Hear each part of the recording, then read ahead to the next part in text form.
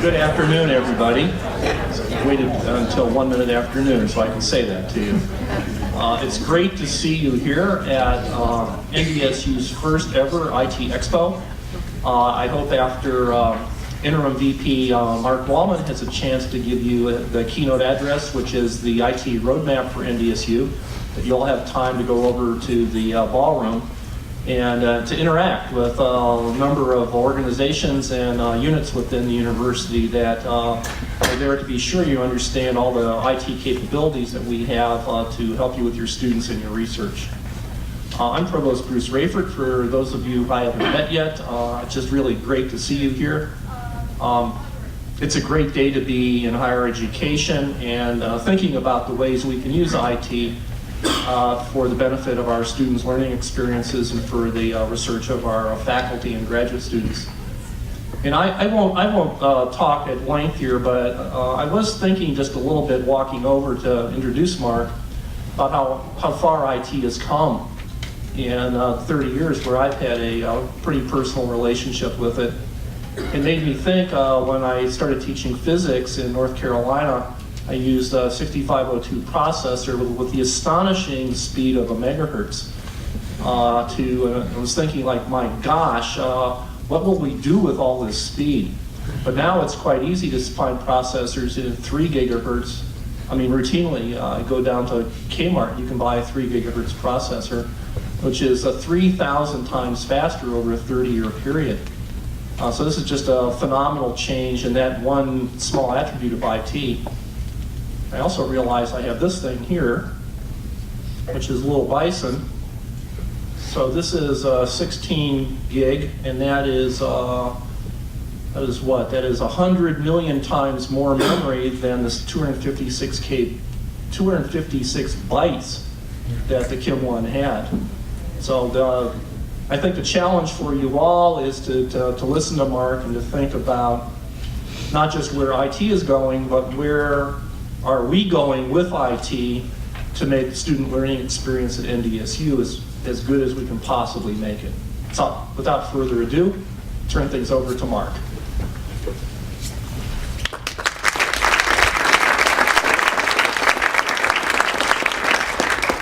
Realizing I forgot to put my light down before we got started here, sorry.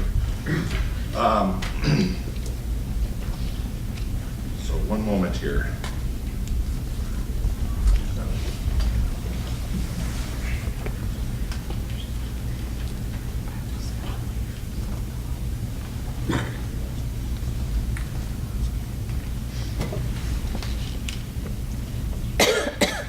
Okay.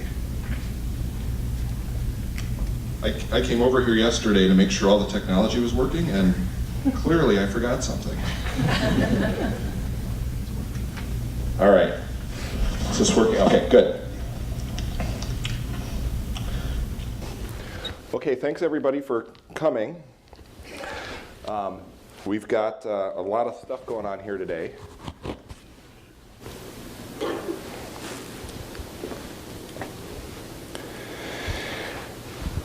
And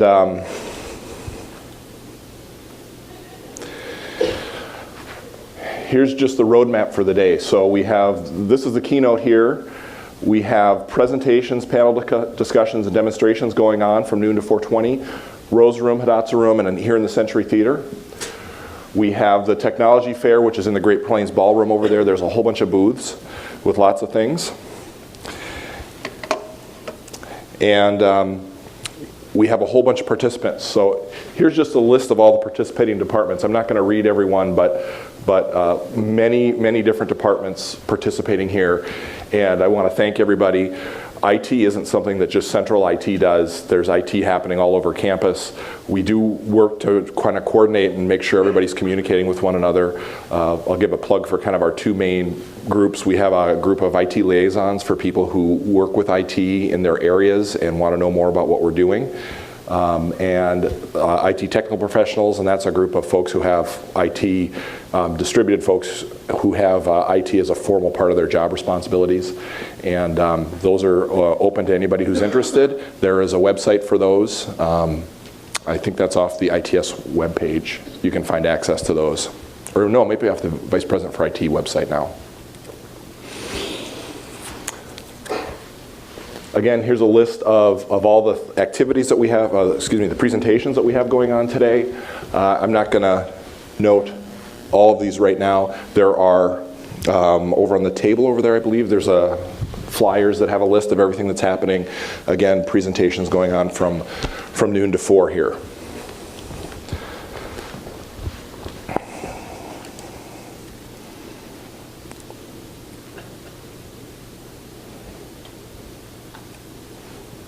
Okay, next slide. There we go. The Technology Fair in the Great Plains Ballroom. Lots of booths, lots of great stuff going on.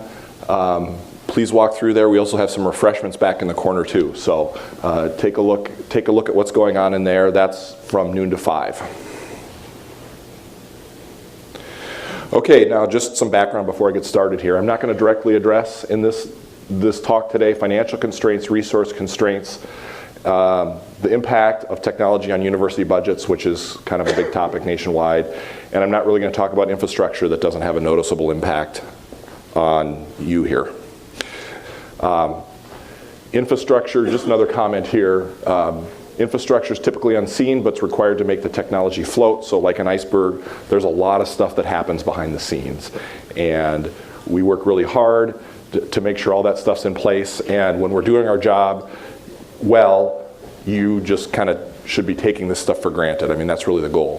When I go and plug something into my outlet at home, and my toaster works, I don't say, yay, Excel Energy, it just works. And I just take it for granted. And so if we're doing if Excel's doing their job well, you don't even think about them. And you only think about them when you plug your toaster in and it doesn't work, and you're like, and so all this stuff that we do below the surface, there's a lot and it's unseen, and insofar as it's working well, it remains unseen. Here's the roadmap for today. I'm actually going to do several maps. I'm going to start with the industry. I'm going to go then and talk about higher education, talk about a roadmap for the university system, and then last I'm going to end at NDSU. So here's the industry roadmap. Cloud, the topics I'm going to talk about: the cloud, mobile, device proliferation, connectivity, and consumer technology.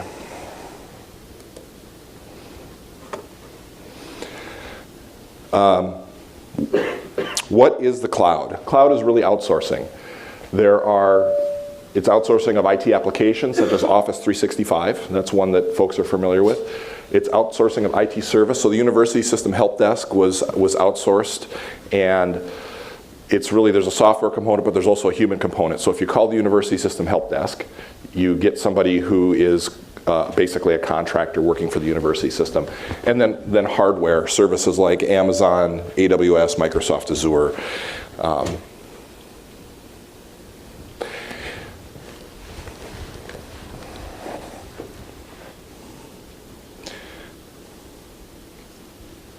Okay, why the cloud? The cloud can offer benefits. The benefits may include faster time to deployment, lower implementation cost, lower cost of ownership, and easing of burden on existing staff. Now, these aren't always true. There are downsides, and some of these downsides may include loss of control, good contract, so you're really dependent on contract when we're looking at a cloud. Vendor lock-in, higher cost, and Lotus had lower cost on the previous slide. It's not always true that just because you outsource something to the cloud, it's going to cost you less. Potentially lower quality of service, and inhibited ability to integrate with other services. And so, these things are really important to pay attention to when we're going out to the cloud. So, one example that kind of hits home now with loss of control, everybody's aware that we've had problems with our email system this summer and this fall, and we're working with Microsoft, the university system's working with Microsoft, but our ability to make changes that will fix the problem is limited because we actually aren't running the service. So when do you choose to do things in the cloud? When the costs are lower than the benefits. And it's really important to have comprehensive analysis of what service you're looking to outsource to ensure all the potential costs and benefits have been weighted properly in the decision-making process. And from service to service, certain things may be weighted differently depending on how important things are. So, like I mentioned, if it's really important to get something running quickly, and that's high value to you, you may say loss of control isn't such a big deal. And the risks associated with loss of control for certain services might be less than others, for example. Comments. The cloud isn't inherently good or bad. It's an option. It's inherently a business decision. So it's not good or bad. Putting something in the cloud is only good for you if it makes good business sense, if it helps you get your job done. More and more services are going to be offered this way, so we're going to probably see an increased service offering there and increased pressure from the industry for us to put stuff there. And I think we're going to continue to see a mix of cloud and on-premise services. It does not relieve you, one really important thing, it doesn't relieve you of the need to employ people with deep technical skills. So just because something goes out to the cloud, if you don't have the people with good technical skills who really understand how the service works, then the vendor really, I hate to say it like this, but has an advantage over you. And it's harder for you to advocate for how things should work and why they should work that way, and to know, okay, this is a very reasonable thing to ask for, even if the vendor is telling you it's not. And you need to be able to identify those things and to work with the vendor. And then a lot of times there's issues where you're going to integrate that cloud service with other things. And again, you're going to need technical people to be able to do that work. Mobile. So industry-wide, it has and will continue to drive demand for network services. It intensifies the demand for other IT services. When you have a mobile device, you're consuming IT services all the time. And right now, there's probably a whole bunch of people in this room that are consuming IT services passively because they have a device sitting in their pocket or your purse or wherever, and it's checking your email right now for you, or doing something like that, or going out and checking Facebook to see if you have any new alerts. From the perspective of central IT, I just don't see this as a game-changing technology for how IT services are run. This is the important part, though. So this, where the profound impact is how technology is integrated into various parts of our lives. So it affects the way you live and work. And earlier this morning I was thinking, I kind of assume that I'm going to know what the weather's going to be for the next hour. I'm going to assume I can go out and I can look anytime and I'll just know if it's 50% chance of rain, 0% chance of rain, whatever. I just kind of live like that, assuming that I can know that at any instant what the weather's going to be. And I remember, a few years ago, when I didn't have a mobile device in my pocket, you'd watch the weather report at 10 at night, and that's important to do that for us because we're going to go and do something the next day, and we want to know what the weather is, and then we kind of plan our day based on information that the weather person gave us the night before our activity, and our whole day's planned on that. And that's just not how I do things anymore. I'm sure a lot of people in the room are in the same situation. Excuse me. Last, the security model is immature.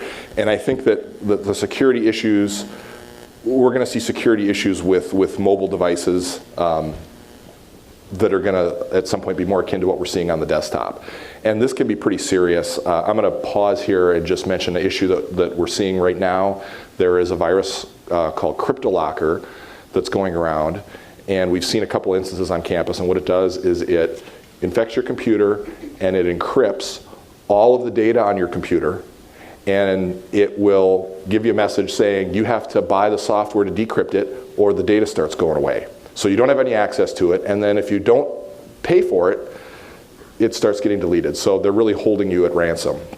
I can easily imagine if you get your phone infected by something, you get a message saying, if you don't pay us in the next 24 hours, we're going to basically turn your phone into a brick. Run the CPU till the system overheats and something melts, and then you have to go buy a new phone. So there's a lot of risk that I think we're going to be seeing and we're going to have to deal with in the future with regard to mobile. So another stop here, technology's impact on you. So there's a lot of technologies that are going to impact the way you live and work. Here are a number of presentations that have to do with that. 3D printing, I mean, that's changing the way, at least right now in architecture and landscape architecture, how students there are learning. Wireless is really important. There's another one. Wireless makes sure, you know, that your mobile device is connected. Group Decision Center. Particularly of note here, for me, I think is flexible learning spaces. We're going to see that's a big topic with this new STEM building that's coming up, active and flexible learning spaces. Advanced technologies to support international collaboration. This is another active and flexible learning space talk and response where this is clickers. Here's a number of booths over in the technology fair of note here where there's technologies that are going to affect the way we live and work. 3D printing, assistive technology, Group Decision Center, classroom technologies and emergency support. Particularly here, they've got a bunch of stuff on mobile and unified communications. And there's some clicker booth and smart technology. That's the smart whiteboard and the smart panels for classrooms. Device proliferation. So expect more devices per person in the future. Desktop, laptop, tablet. I mean, everything is becoming a smart device. The desktop isn't dead. Laptop's definitely not dead.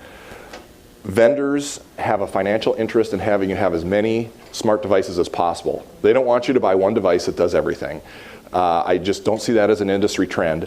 It certainly hasn't been. I have a phone, I have a laptop, I have an iPad, I have an Apple TV at home. Both my kids have iPads. You know, it's getting crazy, and it's going to continue. So expect more, not less. And I just don't see convergence. The industry doesn't want it to converge. They want you to buy more and more stuff. And then another issue then becomes integration of devices and services. So the more smart devices you have, the more you want all these things to talk and communicate to each other. I should be able to look on my watch and see what the temperature in my refrigerator is. And I know that, well, I think I'm going to have, you know, I'm going to have some certain thing to eat tonight, and I want to be sure that isn't, you know, at 32 degrees, I want it at 40 or something. I don't know. But also this, again, intensifies the demand for network services and IT services. So all these devices are going to be on the network. They're all going to require bandwidth. They're all going to require some level of network management. Connectivity. Existing infrastructure is not sufficient for our future needs, and we need fiber to every household. So this isn't on-campus connectivity, really. This is off-campus connectivity. Wireless access is only going to replace wired connections for endpoint connectivity, and this has largely happened. There's probably very few people who at home have internet connection and don't have a wireless access point. And you know, in general, cellular data networks are not going to replace wired data networks. So I was actually just talking to some of the local telecommunications companies, and we were talking about this issue right here. And I said, you know, yeah, I said to this guy who's the president of a local carrier, I said, yeah, I don't see this happening. I don't see cellular data taking over for wired data. Really what the cellular providers want to do is they want to sell you a data plan and then have the customer connect to the wireless network and use your wired network for their data and not the cellular data plan that they're selling them. And he's like, oh, don't get me started on that. Because you know, they really push you to use the local network. And so there's lots of other reasons this isn't going to work apart from the business model. There are issues with connectivity, you know, especially in buildings, and we can't assume that there's going to be good coverage everywhere. It's just not a solution that's viable as a replacement. It's going to continue to be a supplement, and it's going to be there. But again, like device proliferation, they're going to want more and more networks. Consumer technology. In the past, commercial technology, business technology has driven consumer technology. You know, people had computers in their office before they had them in their homes, typically. Consumer technology is becoming a driver now for commercial technology. And the trend's going to continue and cause issues as shortcuts can be taken for consumer space that will cause problems for the enterprise. So the Apple is a big offender here. The iPhone comes out, it's really a consumer device, and it's forced its way into the business world. And it was designed for a consumer space. It wasn't designed for an enterprise environment, and there's issues. The Apple TV is another one. the Apple TV protocol doesn't work on our network. And there've been, I actually signed a petition from higher ed people asking Apple to fix this. I don't know, I'm not holding my breath because they're selling Apple TVs, and the consumer space is just so much bigger for them right now than the enterprise space. There's not a financial interest for them. There may be at some point, but it's just not there yet. Okay, higher education. Higher education roadmap. So a couple things here. MOOCs, 100 gigabit R&E networks, Net Plus, big data, business intelligence. MOOCs. MOOC is an acronym for Massive Open Online Course. So think of a Blackboard course, 500 participants, and this course is open to anybody who wants to take it. There's no requirement for admission or enrollment in the university. These icons here are these are kind of three of the bigger providers. All of these providers have some relationship with higher education. It's more typically right now a relationship with faculty members, individual faculty members, maybe departments. It's not necessarily a larger relationship that integrates with institutional strategy for delivering education. MOOCs are immature. They're largely happening without institutional oversight.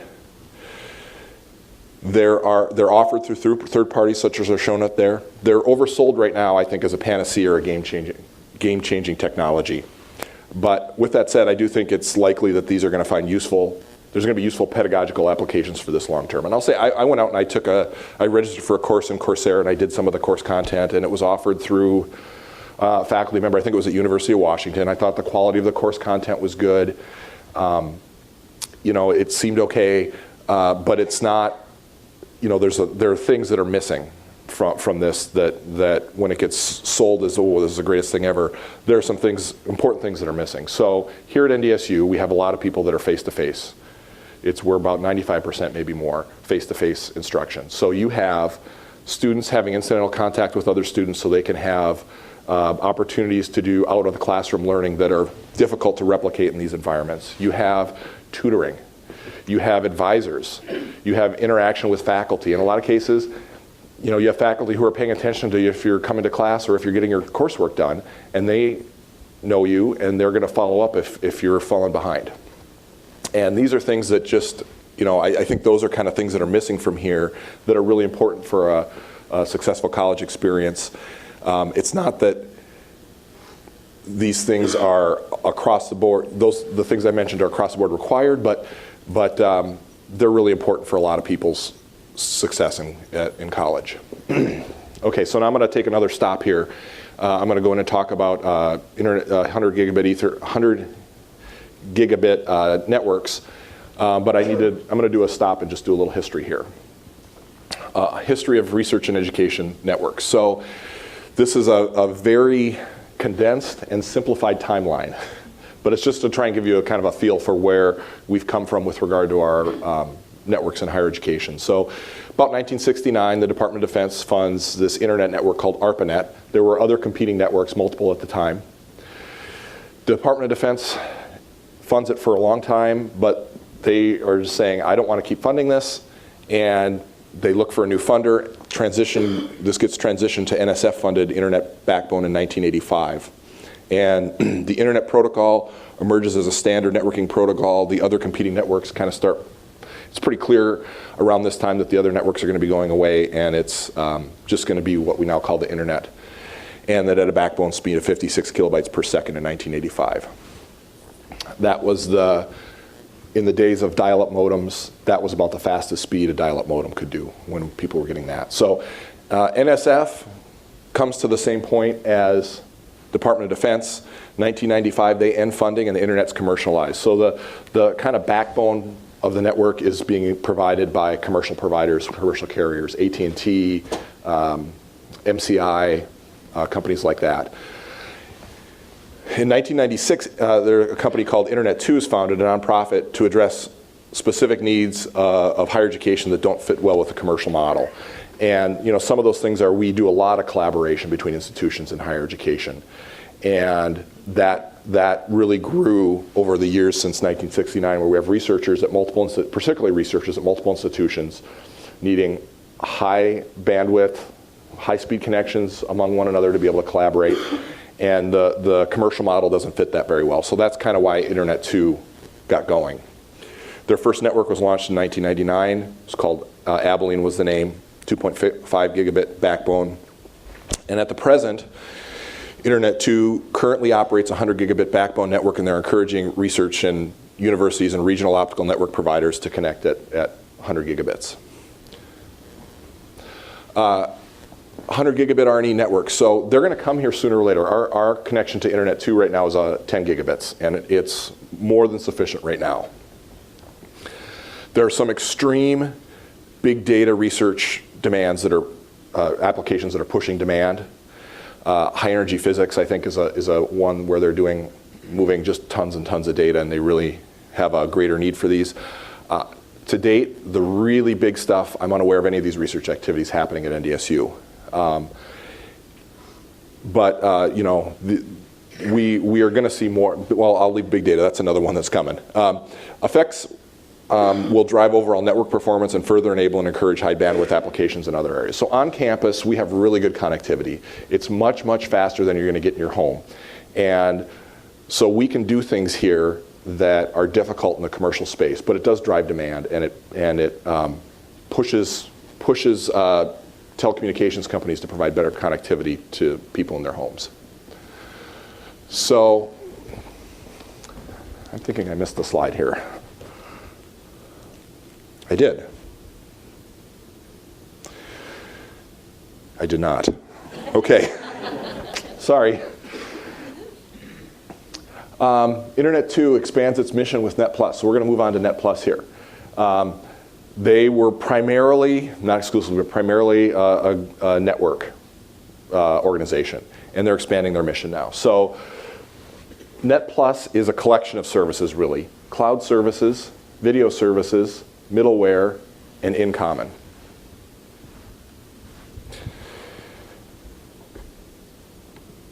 Cloud services. So Internet 2 works with third-party vendors to customize cloud services using the infrastructure facilities of Internet 2 network and the federated authentication services available through in common. The video services they offer things like we have basically similar to what we have in Ivan. They kind of do this nationally. We do most of our video stuff through the state. I think we had in the state of North Dakota had a kind of a long tradition of doing video statewide, and that one of the reasons that arose is just because of we're largely rural and we have a lot of distances, and you know, we have small schools, small K-12 schools particularly, where they're sharing teachers and stuff, and so we kind of have we kind of just done things differently in the state. We're not using any Internet 2 video services. Net Plus and middleware. Middleware is software basically that primarily used for authentication, so for authenticating an ID and a password. In common, you're going to probably hear more about this as in the future here too. It provides a secure, privacy-preserving trust fabric for research and education institutions and their partners in the United States. So I will come back to that one later. Net Plus cloud services. So this is really, I think, the big thing of Net Plus that's going to be of interest and is potentially going to be changing things for how we do work in higher education. It's going to minimize cost by acting as a buying consortium. And so the person who's in charge of Net Plus services is Shel Wagner, Senior Vice President at Internet 2. He was the CIO at University of California, Berkeley. He's had a very successful career. He said at an Internet 2 meeting that he believes that the prices he will be able to negotiate on behalf of Internet 2 members for these services is going to be as low as you're going to be able to get anywhere. And you know, based on his track record, I think that he's going to have a reasonable chance of being successful at that. So that's a good thing. It's going to minimize legal risk by establishing favorable higher education friendly contracts.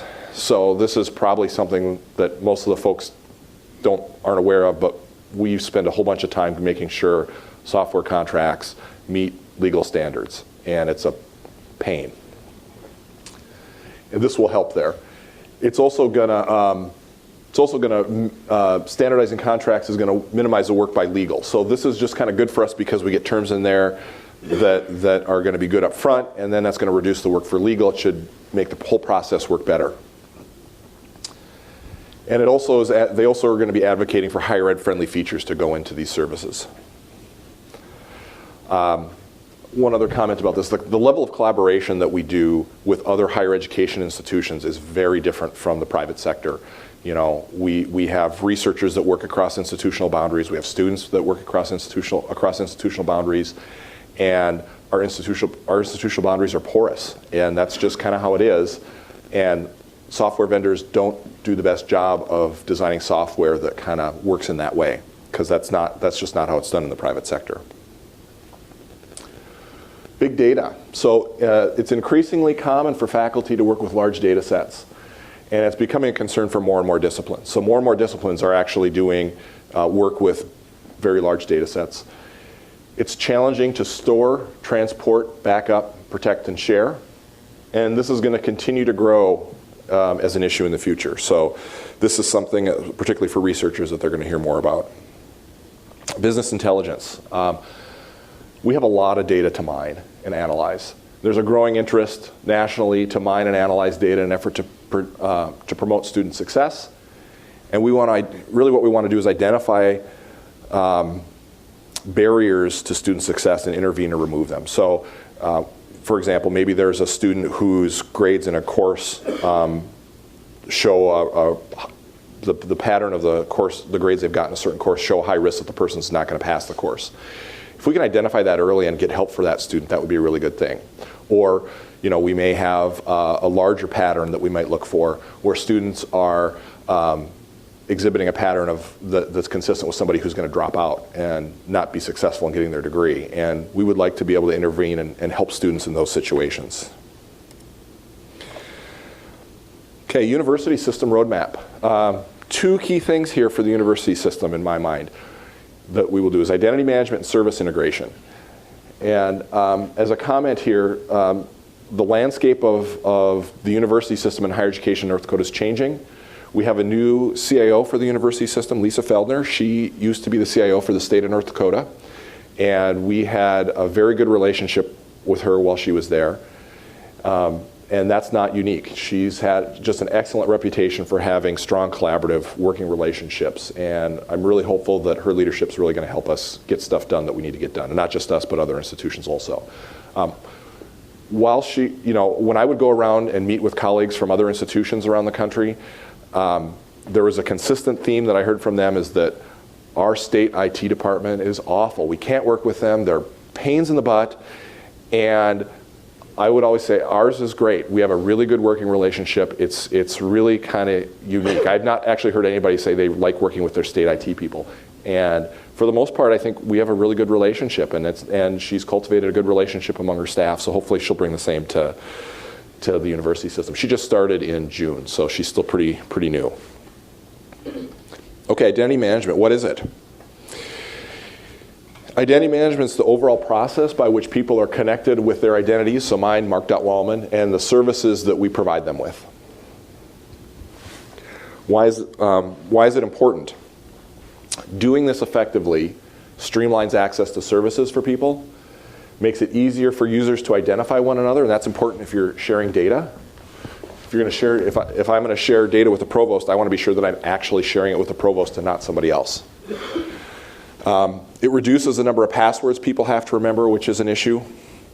The 3 and 1 are particularly issues like when we have new employees or new students coming on. We have all these passwords to get, all these services to get access to, and right now our process is less than ideal.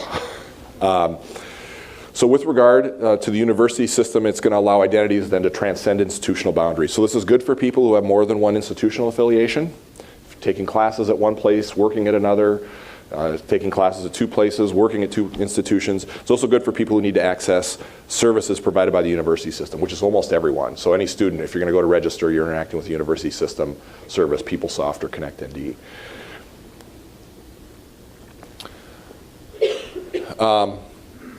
What do we need the most with regard to identity management? We need a consistent identifier and password across all services, regardless of what institution provides the services or whether they're centrally provided. There's more that we can do with regard to this system-wide.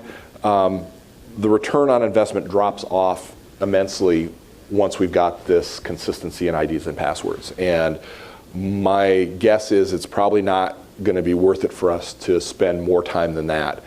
There are probably other things we would want to spend time on once we get this done before we come back and try and do more with identity management. Service integration is another huge thing. Data needs to flow freely between various applications. So some examples, grades from Blackboard to PeopleSoft. That would be great if when a course is done, the grades from Blackboard, the instructor finalizes them and they just go up. Data on employees and supervisors to local applications such as track training. I think there's a booth on track training. We need to know, so a supervisor wants to know there are certain mandatory trainings that employees must take. They need to take preventing sexual harassment, they need to take safety training, they need to take a few others. And right now, knowing which of my employees have done which and which haven't done which, it's a pain. So for us to automate this, we need to get data from PeopleSoft to tell us who works for who, so we can provide the information on the employees to the supervisors. ACT scores from Blackboard to, from PeopleSoft to Blackboard for enrollment in the math placement exam for new students. So those are just some examples. When the data flows well between systems in the background, it improves efficiency, it improves the user experience, it's just much better, and we need to do more of that. But that means we need to do better data transfers between systems on the back end. NDSU roadmap, so big data, identity management and service integration, classroom technology, mobile, connectivity, business intelligence, and application virtualization. Data at NDSU. So I didn't actually say big data. In general, data is a challenge, especially true for researchers, but not exclusively. So the challenges include protection of data, protections against loss of data, curating and long-term storage, sharing with collaborators, sharing with the general public. So for about 2 years now, I've done departmental visits, and this one is one of the most frequent issues that have come up with academic departments, that there are issues. I need to protect my data. I don't, if I drop my laptop, I'm in trouble because all my data's on there and it's all been lost. It's a real issue. And we have some things that we're doing to help protect it. Now, this is not comprehensive, but we're taking steps. There are a number of data storage options for people.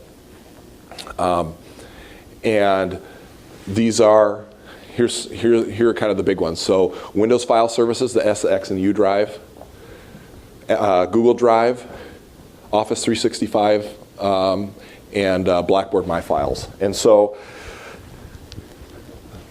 we are increasing storage here on Windows File Services for those who are using it. The S drive is 50 gigabytes for departments. The U drive right now is 5 gig, and that's for faculty. That's going to go to 50 sometime this academic year. The X drive is at 10. This is available for faculty, staff, and there's a lot of departmental use. Google Drive, excuse me, it's 2-3 years ago, somebody signed NDSU up for an institutional Google Drive, or Google Apps for Education instance. And the central IT, we ended up getting that, inheriting that a year ago, maybe it's 2 years ago now, I can't remember. We didn't know what to do with it. One thing that has come up with the departmental meetings is that there are lots of people using Google Drive, Dropbox, Box.com, services like that, and they're going to use it one way or the other. And so after thinking about it, we thought, you know what, all those I'm assuming none of the places where people are using this set up their own personal account. They've actually had the contract reviewed by general counsel. That's bad. You're taking on some risks. But so what we did is we did get this contract reviewed and approved by general counsel, and we went through, and so this is going to be available to everybody. It's 30 gig storage there, and for those of you who are using services that are similar right now, or a personal Google Drive, I would strongly recommend you get your stuff moved over here. If there's anything, and just in general, the export control material is explicitly disallowed from this. In general, if you're working with data that has export control rules, please talk to me.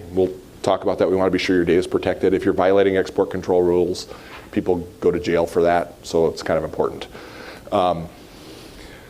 So this has FERPA type data is allowed here. If you're doing other stuff with intellectual property, that's probably not the best place for it, or personally identifiable information, like if you're doing IRB, work with human subjects, things like that. I know Teresa Simmons, our security officer, can provide more information. There's Teresa over there. She can provide you more information about the licensing for all these. If you have questions, you can contact the help desk too to get more information. If they can't answer it, they'll pass it back to Teresa. Office 365 SkyDrive. So this is part of the Office 365 instance. This is available for everybody. Right now our students are separate from our faculty and staff, and so that's why it only says faculty and staff here. Part of the President's announcement where we're going to manage our own email, all this stuff comes with email. We want to get that fixed, so this changes to an everybody. I have not seen the license for this yet, so I don't know exactly what the rules are. That's another thing we're going to work on. This is available, but I can't tell you right now exactly what is or isn't allowed from a contractual perspective. And then Blackboard My Files, 300 megabytes. This is open to everybody. It's primarily for stuff related to Blackboard courses or organizations. Identity management at NDSU. So this is not just a university system issue, but we want to, NDSU has work to do to make sure that the IDs and passwords are consistent. So the university system isn't going to be successful unless we work with them. So we have work to do on our end here too. And we are hoping to have a meeting about that in 2 weeks. So hopefully we're going to get some traction on this. I've been wanting this for a long time, but now it feels like we're starting to get some traction finally. Improved auditing capabilities for services. So who has access to my S drive, for example?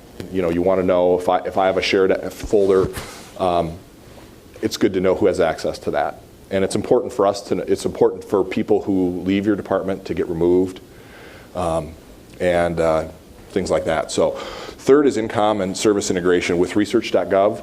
So just a couple more comments here about INCOM.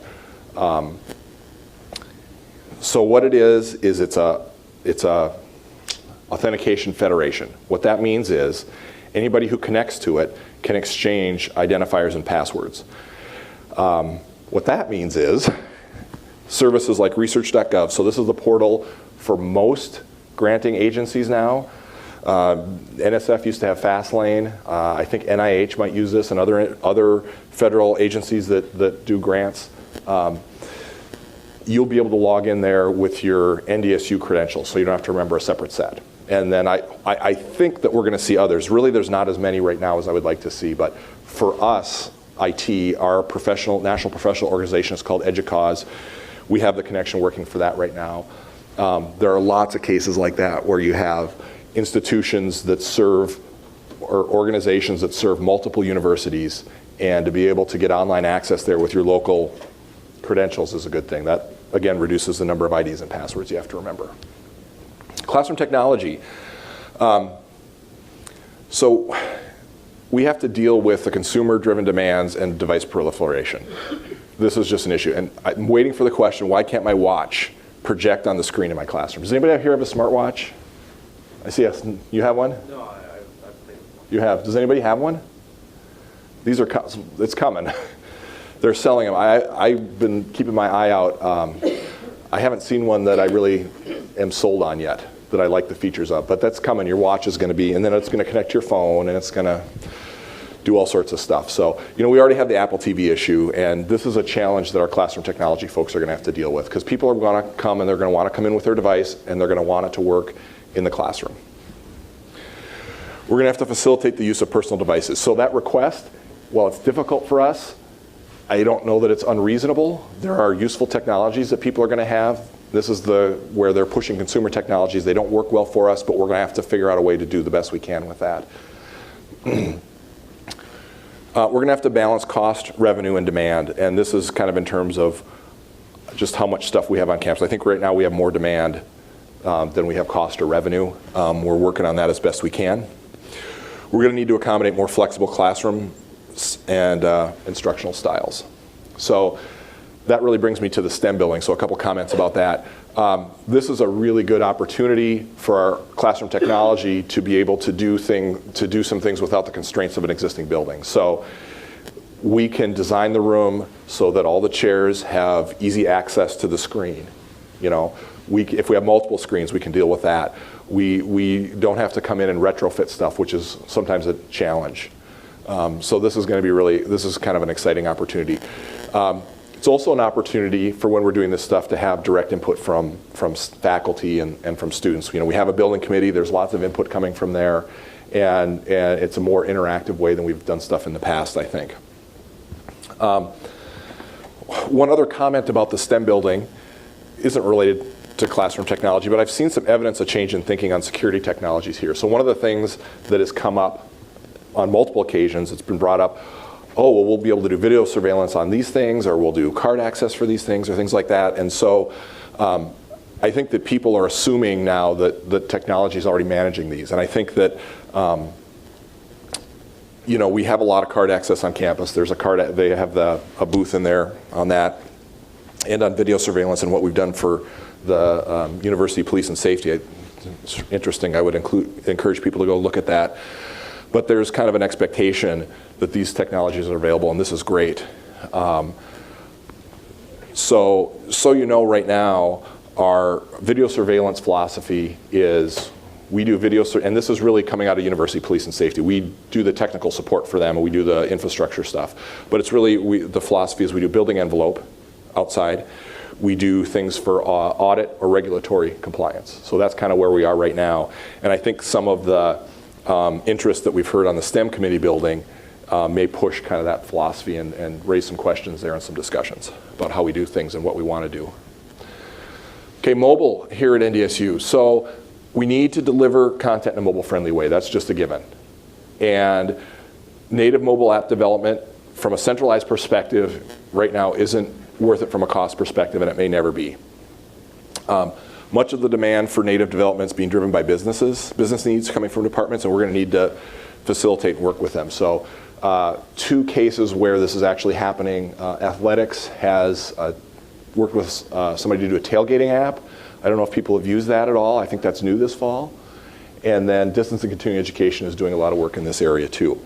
And so this is kind of where the demand is. And for what we do centrally, just delivering it through the web browser on your mobile device is sufficient to provide the functionality we need to get the job done.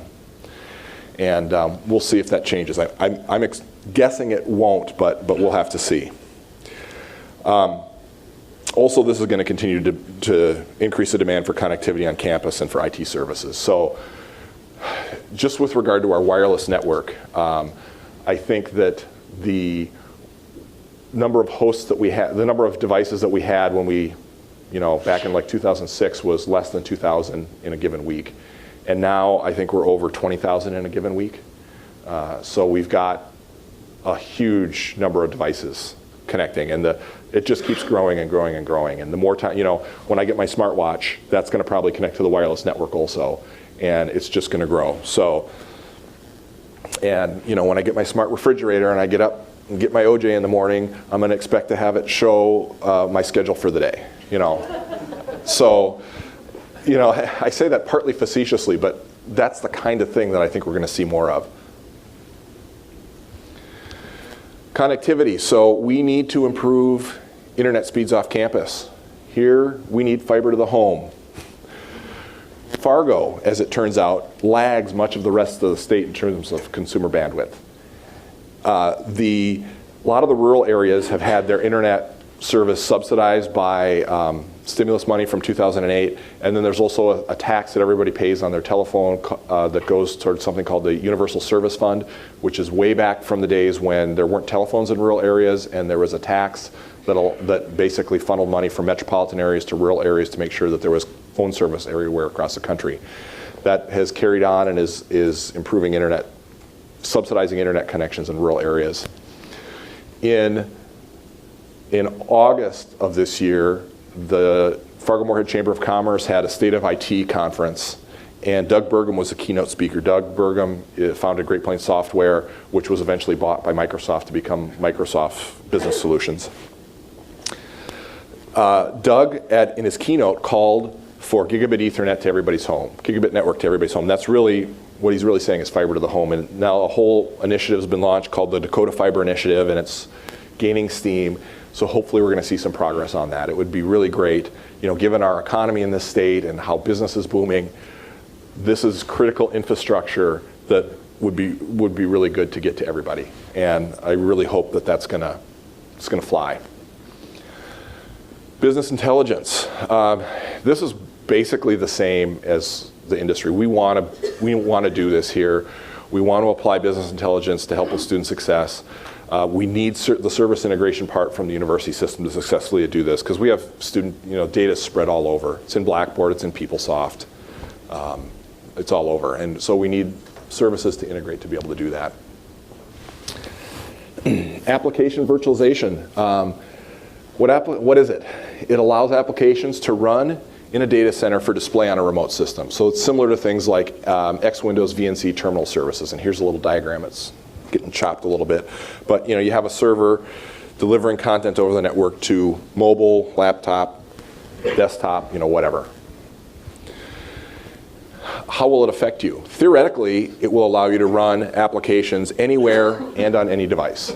NDSU applications anywhere on any device. So it gives consumption flexibility for NDSU licensed software that may be licensed only to run on an NDSU computer. This comes, I just was in a meeting right before this where we were talking about students off campus versus on campus, and the on-campus students can come to a computer lab, computer cluster to get access to NDSU licensed software. The off-campus students often have to buy it themselves to run if they aren't close. And then this would help just for people in general. You can run stuff that's only in the clusters, potentially on your computer or on your tablet or whatever. May reduce the need for computer clusters in the future. So I think this is coming. We have a couple challenges that need to get addressed. So the off-campus access is going to be impaired due to lower internet speeds. And this varies depending on where you live. But internet speed to the home is going to have an effect on how we are able to use this technology. The model moves an application running on a desktop computer like in a cluster into our data center. The hardware that goes in the data center is more expensive than the commodity stuff that sits on a desktop, and so the cost model is a little funky there, and we got to figure out how that's going to work. It's going to also increase power, space, and uptime demands for our data centers. And currently, I think this will get fixed. Not all software vendors have licenses that work well in this environment. So those are just a couple of the things that we'll need to overcome. Okay, we're getting to the end here. I want to have a thank you here to participating departments. We have a lot of folks that are participating today. Very much thank you for doing that. We've got sessions again here, Hidatsa, and I think the Rose. And so thank you. Please attend those as you're able. Thanks to the people who are working on those. Thanks to also the people doing the booths and the technology fair. And thanks to all you for coming, participants. Special thanks. We kind of had a core group. There were a lot of people that worked on this. I can't list everybody's names, but we kind of had a core group. Kim Owen. Raise your hand, Kim. Thank you. Amber Rashi. Cece Rowetter. Cece. She's patrolling and protecting our technology. Okay. And Jim Ross. Is Jim here? There's Jim, way in the back. Thank you very much for all your work on this. Again, here's the roadmap for the day. Technology fair, 12 to 5, Great Plains Ballroom. 12 to 4 to 20, presentations, panel discussions, and Rose Hidatsa Century Theater. Oh, and that was it. Thank you.